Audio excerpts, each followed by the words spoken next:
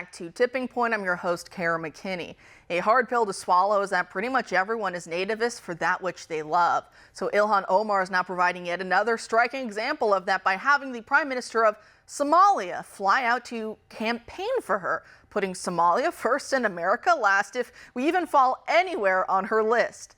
And I know the last time she was in this kind of scandal, she just blamed a bad translation, and she may do so again here because how many people really speak Somali? It's such an easy cop-out for her. But if these translations are anywhere near accurate, she needs to have been the one tossed out of Congress on her backside, not George Santos. Watch. حلبان إلهان عمر ومقع الصومالية قال دهب أحكو قرطي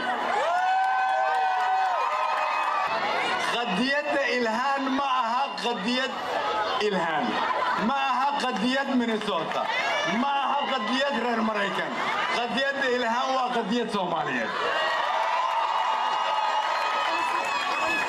قوش إلهان وقوش الصوماليات وحين نوح مبارسنتاي معنوي. Isn't that treason, as many are pointing out? And why would anyone in Minnesota care about what he has to say?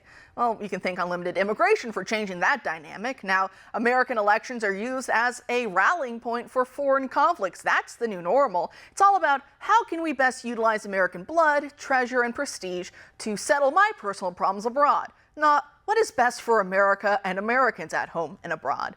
This is what I mean about nativist and xenophobic and all the other smears that get thrown around, but only at Americans, especially at white Americans, because Congresswoman Omar will talk endlessly about diversity and immigration, DEI, and changing demographics here in America, and specifically for Minnesota, but she would rather die than see any other ethnic group have any claim whatsoever to what she sees as being rightfully Somalia's. Recall that when she last got in trouble for saying that Congress will do whatever Somalis tell them to do, regardless of America's best interests, at an event in Minneapolis at a hotel earlier this year, she was mad that the breakaway Republic of Somaliland had given sea access to landlocked Ethiopia, even though the rest of Somalia sees those waters as being theirs and no one else's. What happened to diversity and lifting up all peoples? Why do Ethiopians get to suffer while Somalis hog up those natural resources? Well, the short and sweet answer is that Ilhan Omar loves Somalia and therefore she is a nativist for it. She does not love Ethiopia in the same way, and especially not America. And so she openly supports policies here that she knows will weaken us in order to extract more resources from us, because she would never advocate that Somalia implement those same policies. This reminds me of a point raised in a 2017 article published by the National Interest, written by a woman who has worked with Muslim refugees to Europe for many years. She writes in part, quote, "This brings us to a third, more compelling and quite disturbing theory, the one that my Afghan friend, the court translator, puts forward. On the basis of his hundreds of interactions with these young men in his professional capacity over the past several years, he believes to have discovered that they are motivated by a deep and abiding contempt for Western civilization.